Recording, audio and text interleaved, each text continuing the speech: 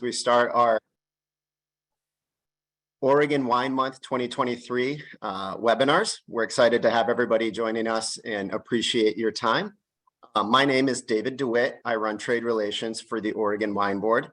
I'm joined today by Bree Stock, our Director of Education. And this is, like I said, a series of 4 webinars that we'll be hosting leading up to Oregon Wine Month, which we celebrate every May.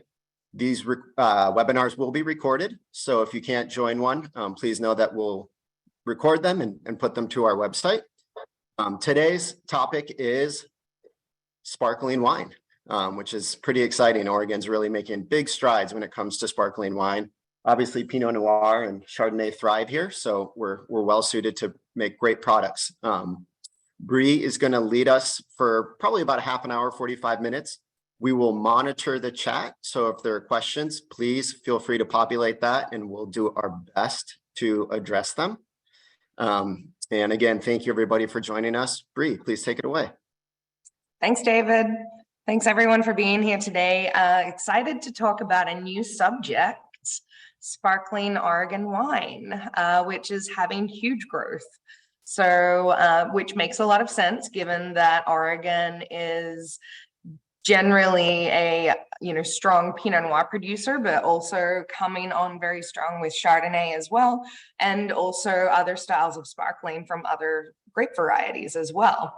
The rise of sparkling is certainly on trend with a lot of rosé, Blanc de Blanc, Blanc de Noir, and more complex styles of sparkling really starting to take off here in the US as well. And from a pretty small region, which is Oregon, we are only about 4% of the sparkling production in the US at the moment. Okay, so for those of you who have not been to Oregon, here is a map of our state. We are wedged in between Washington and California. So sitting north of California and just south of Washington, we are a incredibly temperate and maritime climate along the western edge of the state. So that's the majority of where most of the wine growing is happening in Oregon, is really wedged between those coastal Coast Range and Siskiyou Mountains, which help buffer the cool Pacific Ocean winds and big ocean storms that we do get here and have been present here for about the last 4 months. Really coming in, giving us a lot of cold, wet weather, which really helps to replenish our soils and helps us to dry farm as well. Much of Oregon is dry farmed, not requiring irrigation really until you start getting into the eastern parts of the state and the southern parts of the state, where the soils do get a little more alluvial and the elevations higher and further from the coast and less impacted by those Pacific Ocean cool coastal currents as well. Oregon now has 22 AVAs, so 22 American viticultural areas. That's been exciting developments as Oregon continues to really refine and define its growing areas. The state's wine production is just around 60 years old at the moment. So we're really starting to see those second and third generations really start to really define and be able to communicate clearly the different attributes of each AVA, whether it be soils, elevation, the specific characteristics of the climate there, and really identifying which wine styles, grape varieties are really performing within the nested AVAs. The largest growing region for Oregon is the Willamette Valley in the north. You can see that Willamette Valley has 10 nested AVAs within it. Most of them are within the northwestern part of the AVA. And you'll see as we go into here, the Willamette Valley is a 3.5 million acre AVA. So it's quite a large span of the Willamette Valley watershed based around the Willamette Valley River. 3.5 million acres. It, takes you a good 3 hours to get from north to south, from Portland down to Eugene, across that I-5 corridor, and even longer if you're traversing through the many hills and valleys of the AVAs on the western side of the state, where on the western side of the AVA, where the majority of those really well-defined and premium AVAs are located. It's exciting to see that even within the larger AVAs like Chehalem Mountains, we're further defining the pieces of land within those larger AVAs for really distinctive wine growing purposes. So Ribbon Ridge there obviously being a nice small AVA with alluvial soils. What have we got a question here? Aside from CG, shares. There's only the 4 AVAs. So David, yeah, that's a good question.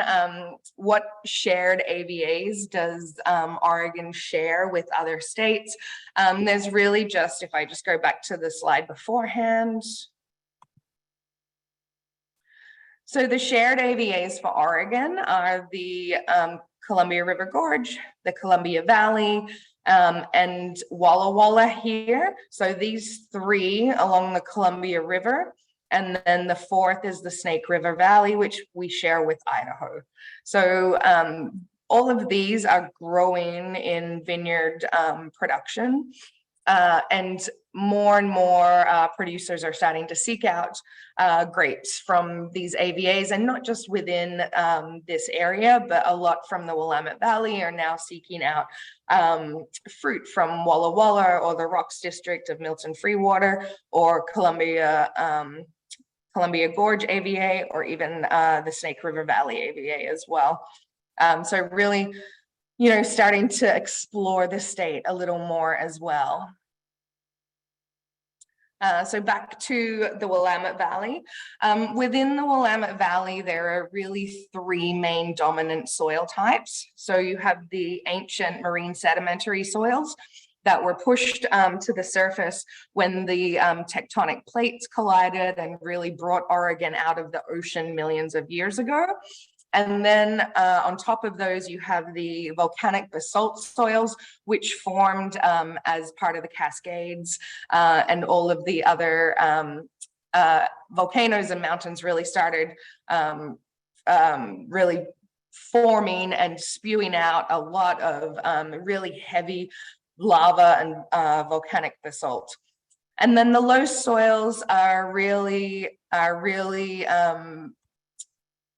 segmented on the northern part of the Willamette Valley, which is these low soils are coming down the Columbia River from Washington, and these are really the wind-blown basalt volcanics, very fine, very light, powdery soils, and it's really what's found in much of Washington's growing regions as well. As you can see, the Willamette Valley AVA is quite large with, we do have one missing on here actually, what is quite large with the majority of the premium AVAs being in the Northwest. And so these are really actually where the valley is most hilled and most forested as well. So we start to get up off of the valley floor at where the AVAs start. So that's around 200 feet elevation, and they tend to go up to 1,000 feet in elevation. We are even pushing above that in some AVAs, and also as we move further into the Coast Range, seeking some cooler weather and more rainfall for dry-grown vineyards. Especially suited to sparkling production is when we do go into those cool sites. So it's, one foot hedging for the future in terms of where Pinot Noir can grow, being that it is a fairly thin-skinned grape variety and doesn't like a lot of heat. As the summers in Oregon get warmer and drier, folks are now starting to find vineyards that are in cooler environments as well. So moving higher into elevations around the 8 to 1100 feet elevation, and really starting to benefit from those cooler winds at the higher elevations and the larger diurnal shifts that start to happen at those high elevations as well. Pinot Noir is 59% of Oregon's grape plantings. Most of it is found in the Willamette Valley, and it's still increasing in plantings. So the Willamette Valley has almost 90% Pinot Noir in terms of its production within the Willamette Valley. And then also in Southern Oregon, the Umpqua Valley and the Rogue Valleys, Pinot Noir is the dominant grape variety there as well. So it makes sense that Oregon is really starting to produce a lot more sparkling wines made from Pinot Noir and also Chardonnay. So as Chardonnay is growing in popularity, as we get better clones, we find more suitable sites. And as the style of Chardonnay that is appreciated across the US and the world really has moved towards a leaner, crisper, more minerally and salty style. The Chardonnay in Oregon has really started to find favor again in fans of consumers and of critics as well. And these are really starting to spread a lot more plantings. So we have around 7% of Oregon's grapes are planted to Chardonnay. So that doesn't seem like a lot, but we don't have, huge masses of other grape varieties either. So 7% is quite large. For instance, there's around 12% Pinot Gris, around 2% of Riesling, and there are a host of other grape varieties. There's more than 80 grape varieties planted around the state of Oregon, but Pinot Noir is certainly the focus for red varieties, and Chardonnay is fast becoming a focus in whites, especially in the Willamette. A little bit of history for sparkling wine in Oregon. It may seem like a bit of a surprise that we haven't really touched on too much sparkling wine production in any of these seminars in the past, considering that Roland Soles, who founded Argyle Winery along with Brian Croser in 1987, was really the first to start producing really quite a substantial amount of sparkling wine in Oregon. He really was dedicated to making premium sparkling wine, and they're really known, Argyle, for their extended tirage. We'll talk about that a little bit as we move into the styles of wine that we have, of sparkling wine that we have here. So Roland came from Texas, but he'd worked around the world working in cool climate growing regions. And really in 1987, viticulture and the major plantings that were starting to happen in the Willamette Valley were still quite young, and the climate was still quite very moderate at that point. And some of the higher elevation sites that Roland had access to were not always ripening to the level that he would have liked to make red wines from.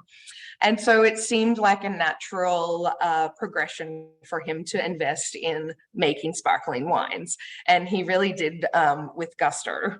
So Argyle is now one of the largest producers of sparkling wine in Oregon, and continues to grow and continues to be renowned around the US for the Blanc de Blanc styles and for their extended aged releases. So spending 10 years on their lees in bottle to give really developed creamy mouth feels.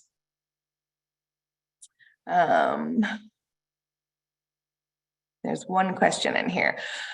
Of the 80-ish varietals grown in the state, how much of that is Vitis vinifera? Most of it is Vitis vinifera, Brooke. There's very few hybrid varieties here in the state. We do find some in a couple of vineyards in the Willamette Valley and some up in Central Oregon, actually. But other than that, the majority of the 80 varieties that we're really talking about are Vitis vinifera vines. So just as more and more people have access to, foundation plant services and all of the vine varieties that they're bringing in, and as some of the nursery companies really work to partner with some of the universities in France and Spain, they're really bringing in some very high quality clonal material, and that's what people are tracking down and doing some research and finding what grows where in what site. There's a lot of terroir comparisons to northwestern Spain, given our climate and our proximity to the cold ocean. So there's really just a lot of imaginative winemakers, I'm sure, as you can imagine, and wine growers who are investing in seeing what other varieties can do here as well. So while Pinot Noir and Chardonnay continue to be the most planted, continuing en masse, big vineyard scales, there's many creative growers who are really playing around with a few other varieties and planting, acre blocks of new varieties around the place. Especially down in Southern Oregon as well. There's a real a huge movement for introducing new varieties in Southern Oregon as well. So back to Roland and his adventures in moving to Oregon to make wine and discovering that a lot of his blocks, some at 1,000 feet elevation, like the Knudsen Vineyard in the Dundee Hills that was planted in 1972. That's really a very high elevation, cool site, and really make some beautiful citrusy, really bright fruit flavored sparkling wines from that site. So the instance of having some of these cooler vineyard sites in the Eola Amity Hills that is really impacted by the Pacific Ocean. When those ocean storms start to come in mid-September, late September and mid-October, sometimes the Pinot Noir grapes are not quite at the level that some would like to make the best red table wine Pinot Noirs. And so it's a very natural progression into making a Blanc de Noir or a blended Chardonnay and Pinot Noir. There's very little Pinot Meunier planted in the Willamette Valley, although it is increasing. Argyle do have some, only a small amount. Soder has planted a small amount, and so has Flaneur. So there's a few producers that are really trying to focus on developing their sparkling production and really selecting the best clonal material and seeking out the highest elevation and coolest sites, some even north-facing sites, to focus their sparkling traditional method wine production on. In 1997, Soda Brut Rosé was born, or Soda Pop, as it's fondly called. Portland native Tony Soder, who had etude in Napa Valley and Carneros, came back to the Willamette Valley and purchased a couple of vineyard sites, one that had a high amount of Chardonnay and Pinot Noir. That was a cooler site. And he and his wife decided that they would make a Chardonnay dominant Brut Rosé from this site. And this is really what Tony started the soda foray into sparkling wine. Tony loved having the extended hang time that you would get here in the Pacific Northwest from those cooler, more moderate temperatures that would allow more flavor development to happen in his sparkling wines. And so he really enjoyed playing around and refining that technique for developing true Pinot Noir and true Chardonnay character in their sparkling wines, while still retaining the natural fresh acidity that the cool climates of this growing season gives you.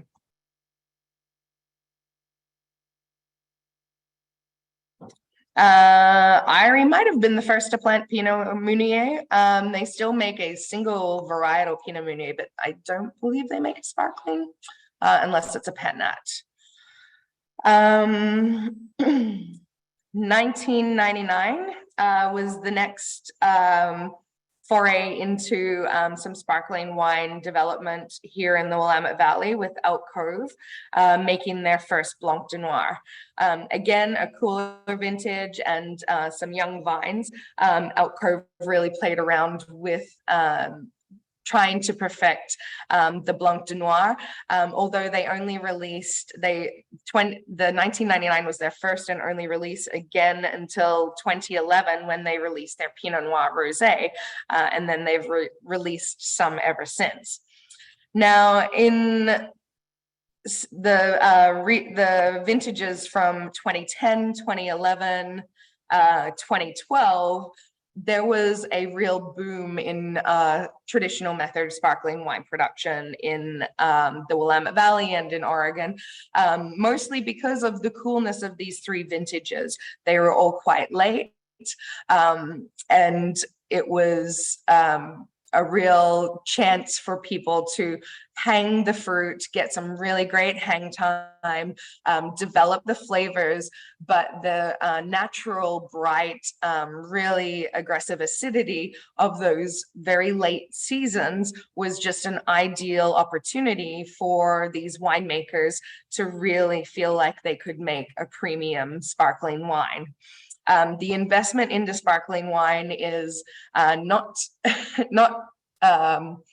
to be done lightly. It is very expensive, in comparison to making a regular table wine. And so when, people go into it, they have to really consider how are they going to be moving forward with this? Will it be just a single vintage release, or are they really going to invest in it? Andrew Davis of Radiant Sparkling Wine, who gave me a lot of my information for this seminar as well, really saw that there was a genuine interest in growing the sparkling wine category in the Willamette Valley and in Oregon at large. And Andrew was a winemaker who originally was at Argyle, but really felt this need and desire to start his own small facility in McMinnville to serve the needs of small Oregon producers who couldn't necessarily afford to purchase all of the additional equipment that sparkling wine requires of you.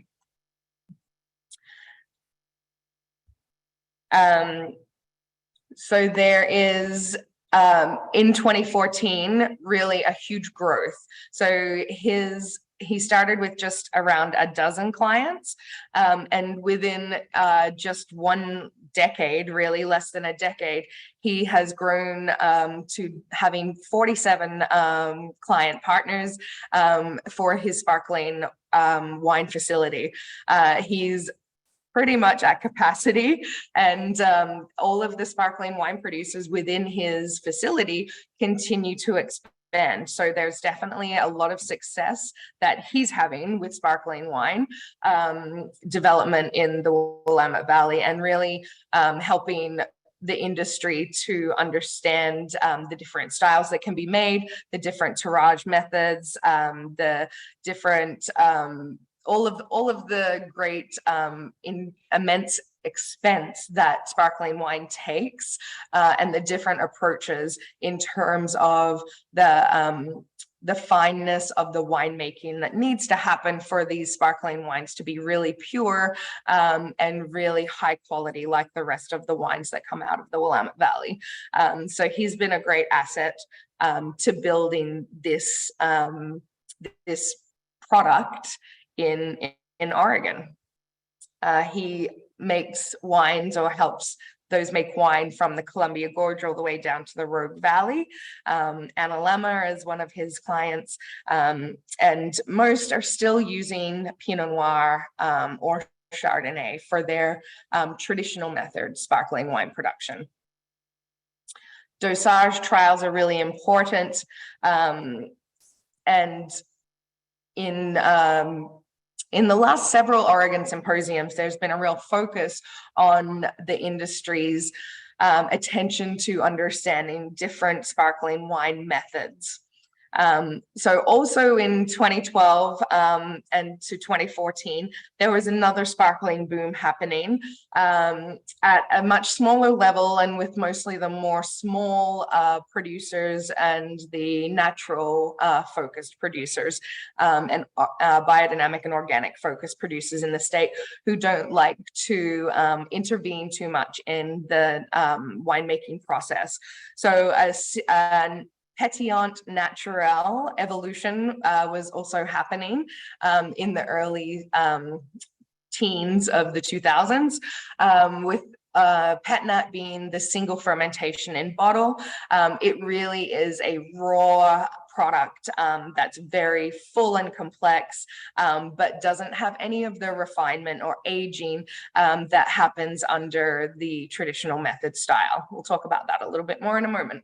So that was in the early teens. And then of course, the canned Oregon tradition took off. And so Underwood were one of the first to really focus on canning wines, and the bubbles came with that. So carbonated or tank method fermentations under pressure were bottled into cans, and that's really taken off. And Nielsen data, I think in 2018, reported a 50% rise in Oregon sparkling wine sales. And so much of that can be attributed to the sparkling wine cans, as well as a national understanding and interest in what the likes of Argyle and other producers were doing at the time. NME with Thomas Hausman sitting down there inside his press on the right-hand side of your screen, being another huge proponent for premium quality sparkling wine and really working with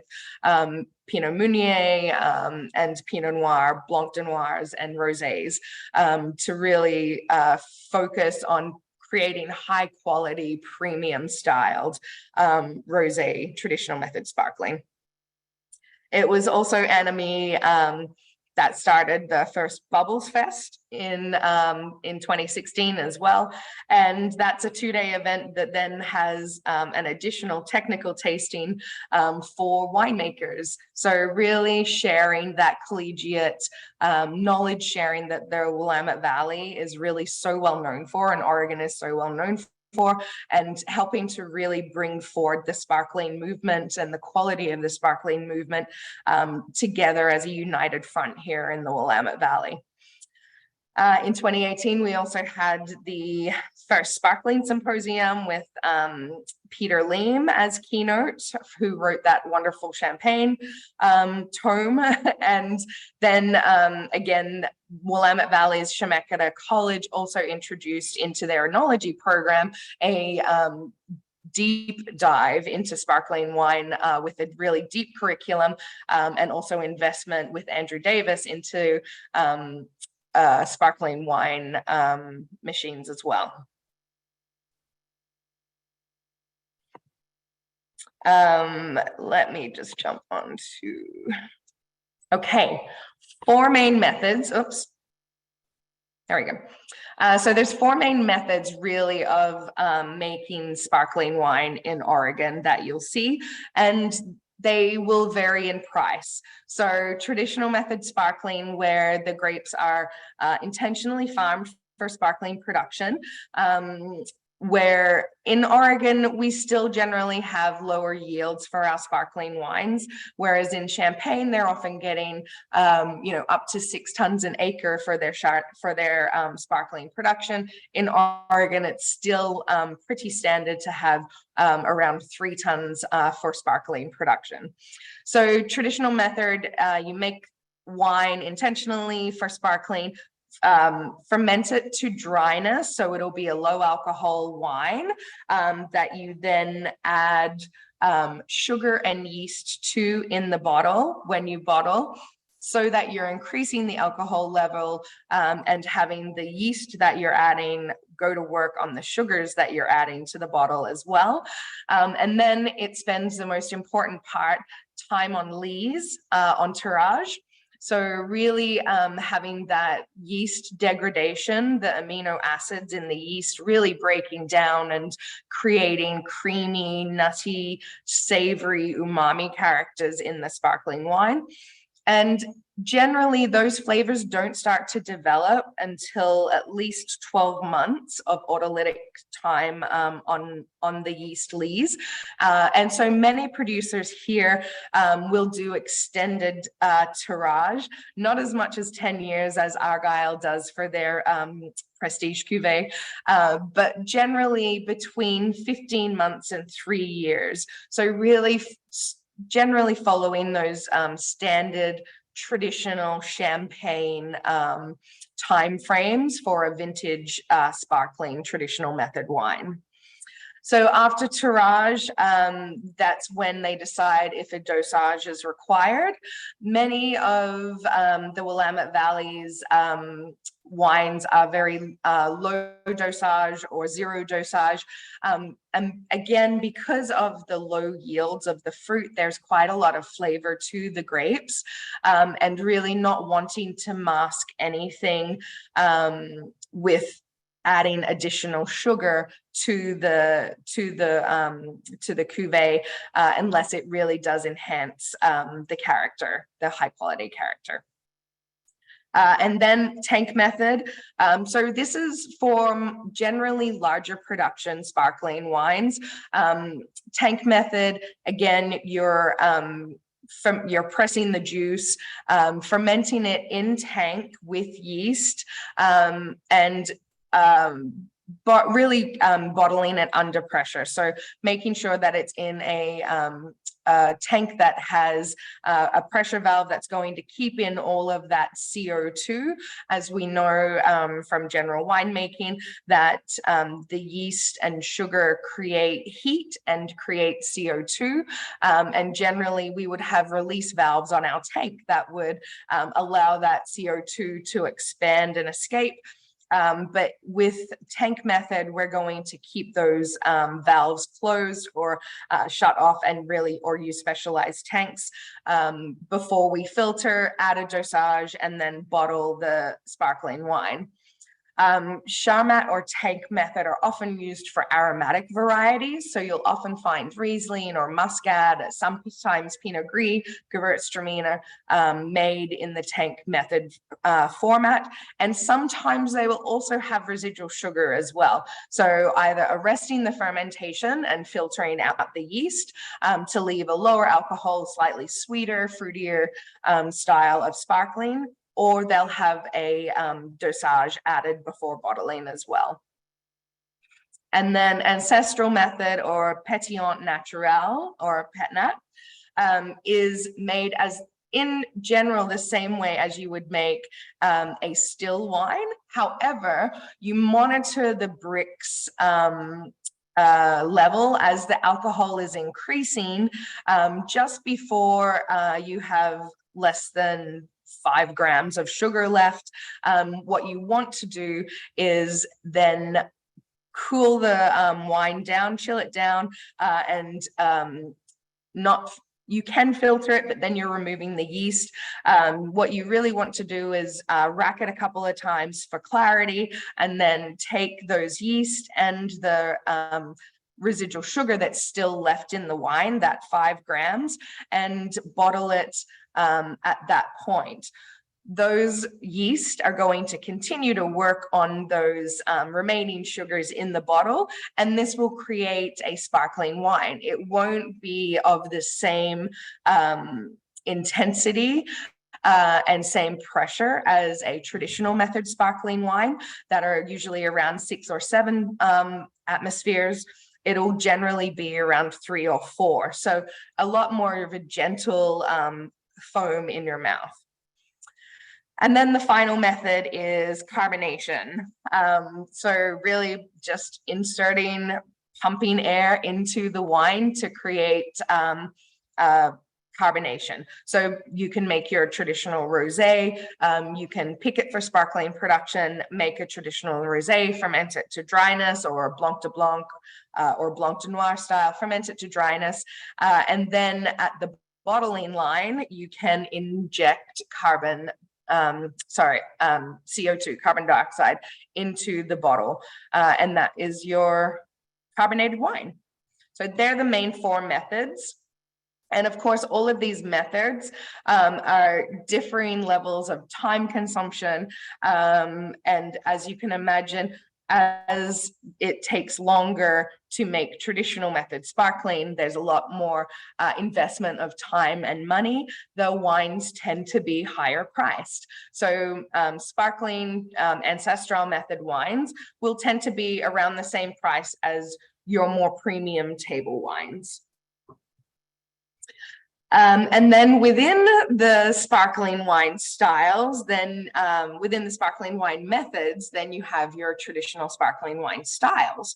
So the most common in Oregon is really the rosé or the non-vintage style, with Blanc de Blanc and Blanc de Noir becoming increasingly popular.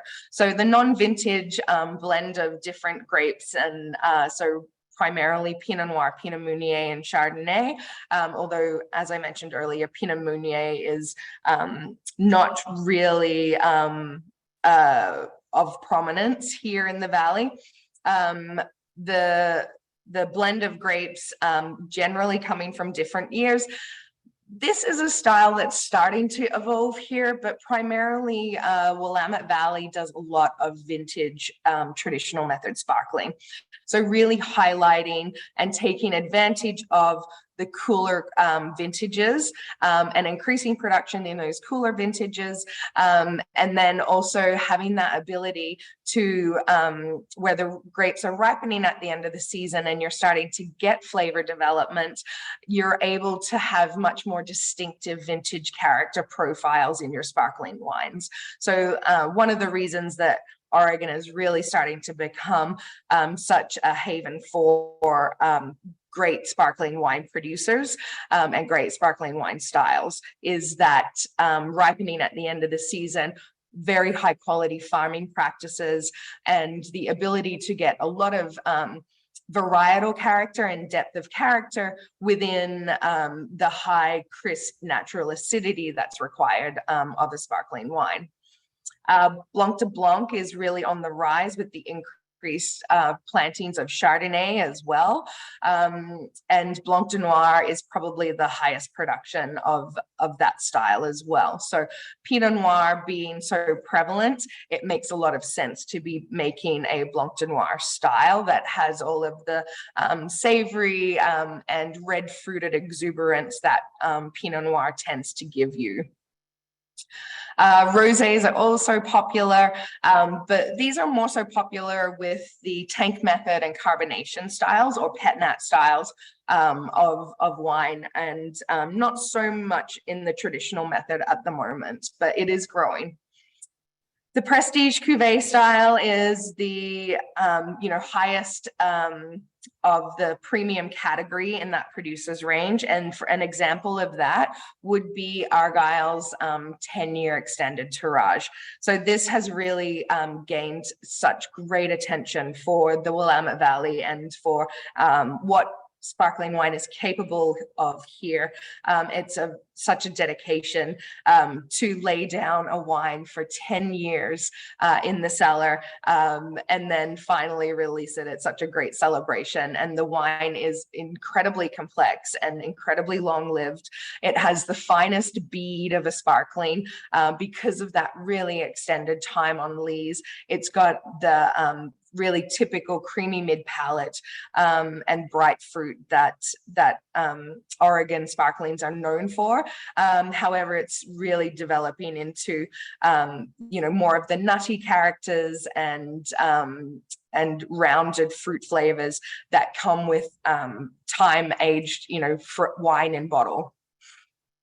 And then there's an example of Little Barnett, their Blanc de Noir, which is made by Andrew Davis. This is, he's a partner in this company, and it's a company that's really focused entirely on sparkling wine production. So they've made a real commitment to just focusing on sparkling wine, and the belief that sparkling wine in the Willamette Valley is excellent.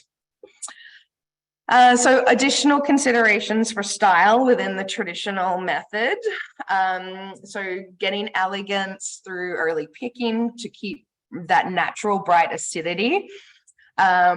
Keeping yields fairly low still to really retain the flavor development of the varieties. And this is going to, really depend on the winemaker styles. There are some winemakers who want almost flavorless grapes for their sparkling production, and they want all of the flavor development to come through time on lees, so that extended tirage from 12 to 36 months being the most common, and then vintage conditions, vintage character, also the other traits that winemakers are looking for, being that vintage sparklings are what the Willamette Valley mostly creates at the moment in terms of their production sizes.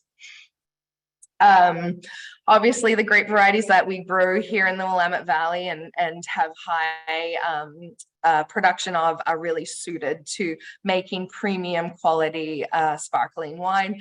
And then we can continue to expand the category and expand the growth of the category by moving into those higher, cooler elevation sites that are becoming available, and also moving closer to the coast as well, where the acidity and the freshness remains very high. In Southern Oregon, they have naturally high elevations, and there are some beautiful traditional method sparkling wine companies in Southern Oregon, Irvine and Roberts being one of them, who focus on Pinot Noir and Chardonnay at their high elevation site in the Oreg Valley. That's on really well-drained sandstone soils, and they get very, very creamy, very intense citrus character from their high elevation site as well. In the gorge, that wind and again high elevation from the mountains that are present in the gorge really allow for some aromatic cool climate styles as well. So again, Blanc de Noir being prominent in the gorge, and Analemma makes probably the most famed sparkling in the gorge, but it was really the Pines who started making sparkling wine in the gorge as well, around the same time, that 2012 time, when everyone else had that cool vintage as well, and really started to focus on understanding what sparkling wine could be in Oregon. Let me jump in and see if there's questions.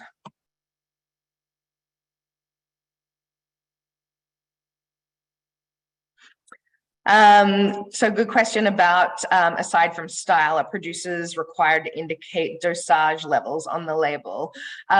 They are not required because there is not generally a requirement. However, most for national US sparkling wine. However, most do stick to the traditional brut, extra brut, zero dosage styles. So brut would be anything from 0 to 14 grams of residual sugar, and extra brut, half of that again. So really sticking to the traditional champagne styles there. And then David has a question: given the preference by consumers and possibly vintners for it, to what extent, if any, has Chardonnay supplanted Pinot Gris in statewide plantings as producers focus upon and sales of your bubblies and still Chard have increased? Yes, that's a great question, David. We're still, I think we will really start to see the actual numbers in the growth of Chardonnay because there has been an immense amount of plantings of Chardonnay in the last few years, but they've only just started coming into production. And the way that our data collection works is that we report off of collected tonnage, so tonnage that is turned into wine. So I would expect that within the next 12 to 36 months that we're going to see Chardonnay overtake Pinot Gris as the I guess white-ish style of wine, given that Pinot Gris are pink-skinned grape.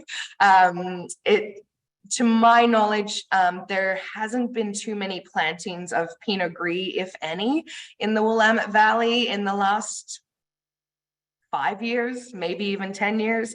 But there is still a lot of Pinot Gris being planted in the Umpqua Valley, for instance, and also some in the Rogue as well. But I do think that Chardonnay is on the cusp of taking over Pinot Gris as Oregon's white grape variety, which is maybe a little sad, but also exciting because I love Chardonnay as well.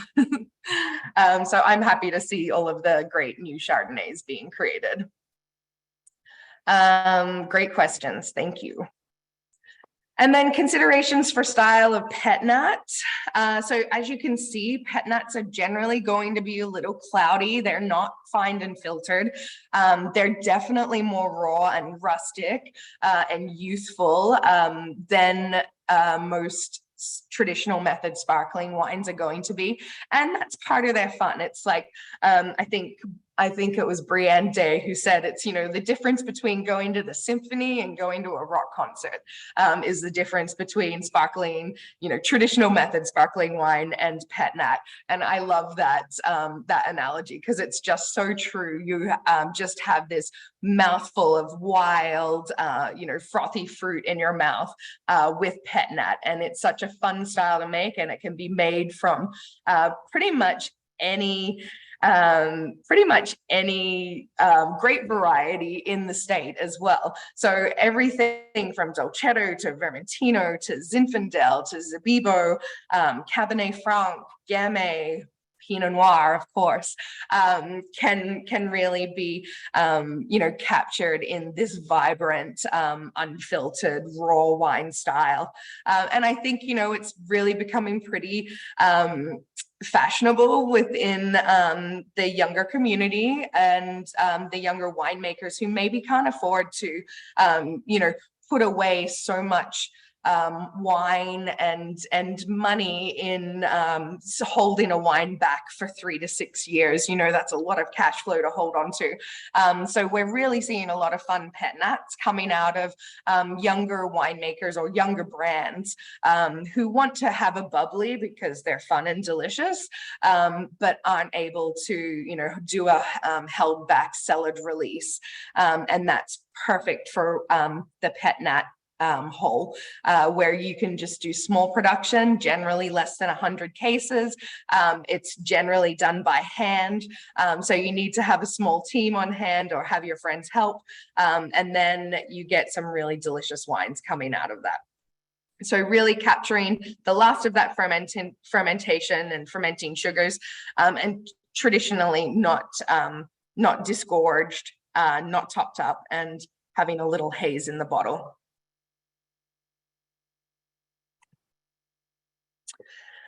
And then considerations for carbonation or tank method and canned wine styles. So the funny thing about Oregon is that, people often think that canned wine is going to be lesser quality wine, but in Oregon, it's generally the same wine that they're going to be putting in bottles. So it's the canned wines are as high quality as the bottled wines, and they don't really differentiate in terms of what they're, the quality level that they're putting in a can versus what they're putting in a bottle. And they often do have both available. For instance, the A to Z Bubbles is available in both the bottle, which it looks so pretty, but also available in the can as well. And carbonated wines are generally going to be pretty clean and crisp, and the bubbles are going to be pretty aggressive and foamy in your palates. They're definitely convenient for cans and pretty unpretentious. And they're often going to have a lot more fruit flavor to them. So a lot more bright, ripe fruit flavor, especially more than a traditional method sparkling. Pet nuts are going to have more of that yeasty, just finished fermentation flavor than a lot of the canned wine styles, because these have been fermented to dryness and so have had time to rest as a dry wine before they're being put through the bottler and carbonated. So really suited to a lot of different grape varieties, canning and tank method production, and can have just a lot of exuberant fruit flavors, sometimes a little sweetness as well. And yeah, beautiful, really beautiful fruit flavors. And again, yeah, unpretentious, easy to drink, and great for taking on a hike. Just a beautiful view of Temperance Hill Vineyard, which is one of the vineyards that is obviously very well known for a single vineyard estate, but also increasing their Chardonnay production as well. And then here are some sustainability logos that you might see on some of the Oregon wines that are around. So LIVE certified, it stands for low input viticulture and enology. It's the largest certification here in Oregon for wines, and you see it across many wine brands. And it's really again, that local, really collegiate group getting together, sharing information, sharing best practices for sustainable farming practices, really limiting inputs in the vineyard and in the winery, and really trying to do better. Then there's the organic and regenerative organic movement. So there's USDA, Oregon Tilth, and the ROC now, organic regenerative certification. Demeter biodynamic certification, mostly for vineyards and fruit here. Just a few wineries have the biodynamic certification for their cellars. And then there's B Corp certified, of which Oregon has the largest amount of B Corp certification wineries in the world, which mean that the employees of the company are really shareholders in the company as well. And so it's more of an equitable certification as well as a sustainable certification. And then DRC, the Dry Roots Coalition. So those who forego irrigations in their vineyards. And then finally, Salmon Safe, which is usually linked to LIVE and is a program through the USDA in Oregon or ODA that really helps protect and limits the inputs in the vineyards so that we're not polluting the creeks and rivers that the runoff from all of our rainwater goes into the streams and impacts spawning salmon habitat. And then growing consumer demand for Oregon wine. I think we just saw through all of the work that Oregon winemakers do in their cellar and in their vineyard. The average bottle price is higher for Oregon wine because of the fact that we don't have irrigation. We can't pump up the volumes of the fruit. We have hand harvesting, and most of our wineries are quite small. About 70% are under 5,000 cases. So small production, hand-picked fruit, really working to make the best product possible, and everyone agrees it's worth it. So I'll bring back David now. Hang on, let me just look at one Q&A question. Tannat, yes, Tannat definitely as a pet nat. Troon's Tannat is fantastic as a pet nat. And then a question, are pet nuts typically indigenous yeast or inoculated? I would say that they're typically indigenous yeasts in the pet nuts. simply because they're mostly falling in line with those producers who are looking to make wine that way. So the more organic and natural, minimal intervention producers. Of course, if you do have low yams, then you will need to either give your yeast some help or add an inoculant to make sure that they get through to that sparkling stage.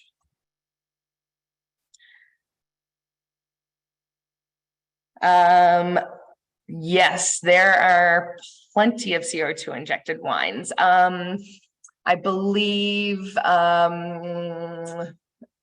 there are wines that Dobbs makes. There's plenty of available canned wines that are CO2. And it's really a growing category because it's just so easy then and reliable to have bubbles at a lower cost of production. So there's, I think the Laris sparkling wine is CO2. I believe the A to Z Bubbles is CO2 injected. So there's quite a few. But yeah, they make delicious wines at just a more affordable price point, and larger volumes are able to do as well. I think that was all of the questions. Great questions, everyone. Thank you. David, do you want to come back up and tell everyone about the Resource Studio and anything else for Oregon Wine Month? Yeah, I certainly will. Great job, Bree. That was very informative. And I threw in the chat a link to register for the 3 additional webinars that we have coming up in support of Oregon Wine Month. Also on that link to our trade events page, we'll be publishing the recordings of each webinar. So if you missed them or want to revisit them, they will be there. And I will update the PowerPoint because somehow I have the old map that doesn't have the newest AVA, the Mount Pisgah AVA on the map. So we will make sure we update that and get that out to everyone as well. 11 AVAs in the Willamette Valley. It's hard to keep up. Yep. Yes, indeed. And then also in the chat, I threw a link to our toolkit, which has tons of assets for promoting Oregon Wine Month, which is this May. And education is a big part of it. So thank you, Bree. But there's also graphics available in the toolkit, some sales decks, some sales sheets, just a variety of promotional tools for everybody to use. And then also the next page, please. Oh, sorry. I'm typing a response, sir. No problem. Is information to our Resource Studio, which has a wealth of presentations and sales decks that you can use to educate your staff or your trade members. And it has all 23 AVA presentations in there, information about varieties, industry impact, just a ton of stuff. And that is on our trade site. So just some stuff out there for everybody to use. I think my contact information is in the last slide along with Bree's. We appreciate everybody's time today and look forward to hosting more of these as we move closer to May. Bree, thank you. With that, I think we're going to adjourn today's webinar. Thanks, everyone. Send in any questions you have, and I'll hopefully see you in the next webinar.